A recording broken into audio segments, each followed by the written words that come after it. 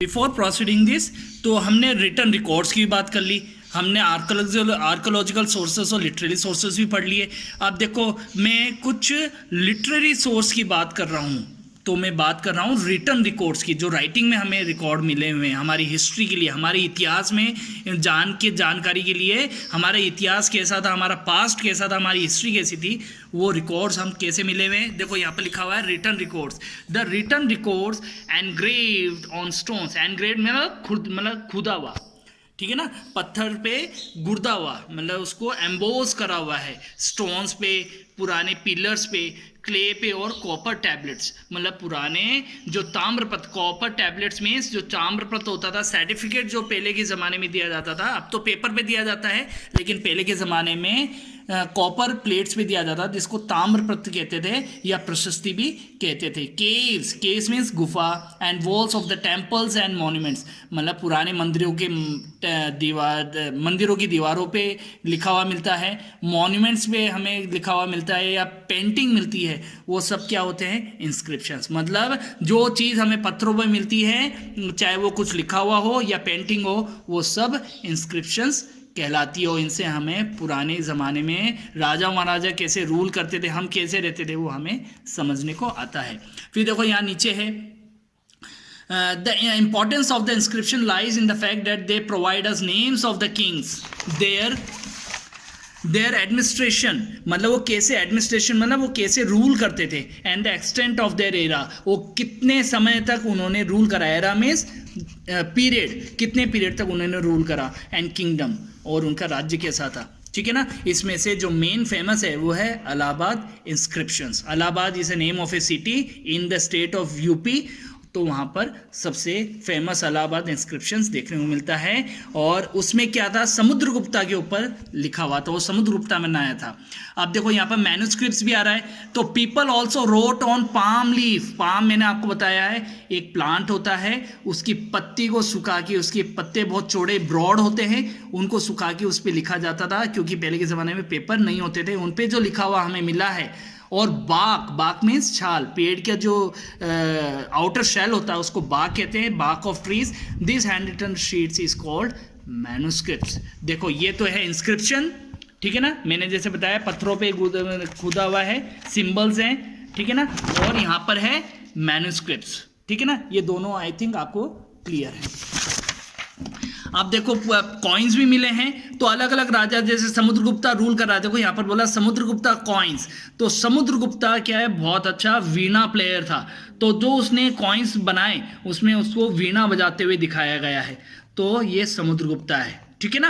तो उसने अपने ज़माने में गोल्ड कॉइन इशू करे थे। अब कई जने, इससे उनकी प्रॉस्पेरिटी का भी पता लगता था कि समुद्रगुप्ता गोल्ड कॉइन छपवाए, मतलब समुद्रगुप्ता जो रूलर था, उसका जो किंगडम था काफ़ी रिच था, इसलिए उसने गोल्ड में कॉइन छपवाए। अब अलग अलग रूलर्स ने, किसी ने सिल्वर में मतलब कॉइन निकाले, किसी ने आयरन में निकाले, किसी ने कॉपर में निकाले, तो ये according to the situation of the kingdom, उसकी मतलब कंडीशन, इकोनॉमिक कंडीशन कैसी थी, वो उसको शो करता है। फिर पॉटरी का आता है, पॉटरी मीन्स पुराने मिट्टी से बने हुए बर्तन और या कुछ भी चीज़, ठीक है ना, या टूल्स हो, कुछ भी हो, वो इसमें उससे पता लगता है, उस पर आर्टिस्ट्री जो होती है उससे उसकी लाइफ का पता लगता है कि कौन से किंग के ज़माने में था। अब देखो मॉन्यूमेंट्स का आता है, मॉन्यूमेंट्स मीन्स जो भी पुरानी बिल्डिंग होती है, चाहे वो मंदिर हो, किला हो, या कोई हवेली हो, ठीक है ना, या कोई बावड़ी हो, या कोई छतरी हो, कुछ भी हो सकता है, वो पुरानी कोई भी चीज़ है जो हमें आजू बाजू हमारे गांव में, शहरों में देखने को मिलती है,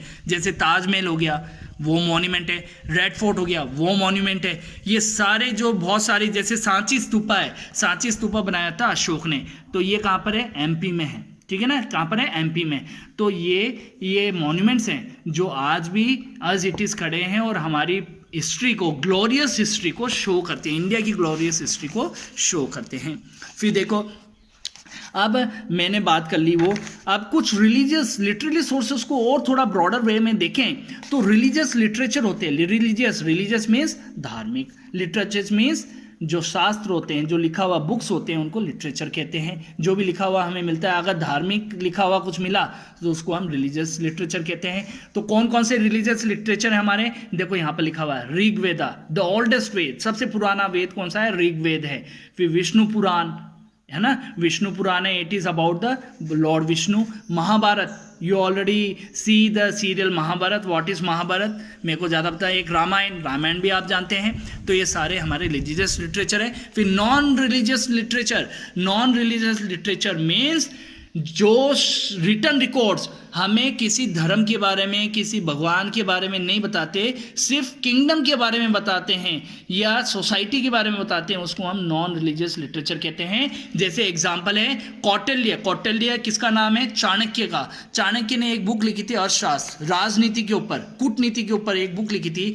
उस बुक का नाम था अर्थशास्त्र. तो ये नॉन रिलीजियस है, इसमें कोई धर्म के बारे में नहीं बताया गया है, but how to rule a country, how to rule a kingdom, वो सारा कुछ उसमें रूल्स एंड रेगुलेशन उसमें शो. फिर धर्मशास्त्र भी है. धर्मशास्त्र मतलब कि एक किंग का क्या धर्म है, पीपल का क्या, मतलब उसकी प्रजा का क्या धर्म है, सारा धर्मशास्त्र में लिखा गया है. फिर एक फॉरेनर भी था, इंडिका एक बुक है जो किसी इंडियन ने नहीं, एक फॉरेनर ने लिखी है. जो Indica is the name of a book written by Greek ambassador Megasthenes. ठीक है ना. ये अलेक्जेंडर द ग्रेट, अलेक्जेंडर आपने नाम सुना होगा, उसका एम्बेसडर था जो इंडिया में आके उसने इंडियन हिस्ट्री, इंडियन राजा महाराजाओं को और यहाँ पर वो कैसे रहते हैं लोग, उनके बारे में उसने अपनी बुक इंडिका में लिखा था. अब हम बात करते हैं डेट्स का.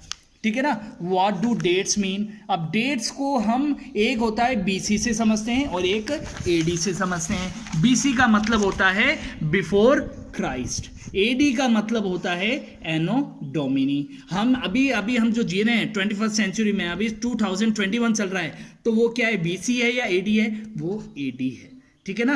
2000 देखो, क्राइस्ट की बर्थ जो माना जाता है 2021 साल के, अगर जीसस क्राइस्ट जो होते हैं, जो क्रिश्चियन के भगवान है, अगर वो होते हैं 2021 साल के हो जाते, लेकिन उनके पहले भी तो कोई हिस्ट्री थी, तो उसको हम BC शो करते हैं. और उनके ज़माने से लेके उनके बाद में जो हिस्ट्री अभी तक चलती है उसको हम AD बोलते हैं. अब देखो यहाँ पर AD, CE means Christ era, और BCE मतलब B से बिफोर होता है, और C से क्राइस्ट, E से ईरा, मतलब क्राइस्ट के पहले का पीरियड और क्राइस्ट के साथ में और मतलब बाद का जो पीरियड है उसको CE कहते हैं. अगर BCE को हम BC कहते हैं, CE को हम AD से समझते हैं, और हम अभी AD में जी रहे हैं.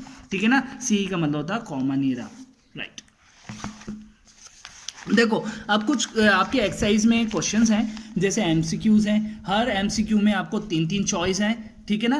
तो उसमें से जो करेक्ट चॉइस है उस पर टिक करके आपको फिल करना है. And the books are already in the school, so if you want to buy the book you can buy it from the school, right. फिर फिल इन द ब्लैंक से C stands for, as I told you, C for means common era, या Christ era भी लिख सकते हैं, common era भी लिख सकते हैं. फिल इन द ब्लैंक्स है 5, you have to fill in them up. ठीक है ना. फिर ट्रू और फॉल्स है कि स्टेटमेंट ट्रू है या फॉल्स है ना, वो आपको मेंशन करना है. फिर शॉर्ट टाइप क्वेश्चंस हैं. How are inscription important to us? What is inscription? मैंने आपको शो कर दिया है. जो भी पत्थरों पे हमें लिखा हुआ मिलता है या कोई पिक्चर मिलती है, वो सारे इंस्क्रिप्शंस ही होते हैं. You have to answer this questions in a short form, मतलब you have to write at least 5 to 6 line for that answers. फिर लॉन्ग आंसर टाइप क्वेश्चंस हैं. Differentiate between BC and AD. ठीक है ना. BC क्या है, AD क्या है? मैंने बताया था BC means before Christ, AD means anno domino. ये क्राइस्ट के पहले का पीरियड है, ये क्राइस्ट के साथ और क्राइस्ट के बाद का पीरियड है. तो you have to give this answer in 10 to 15 lines.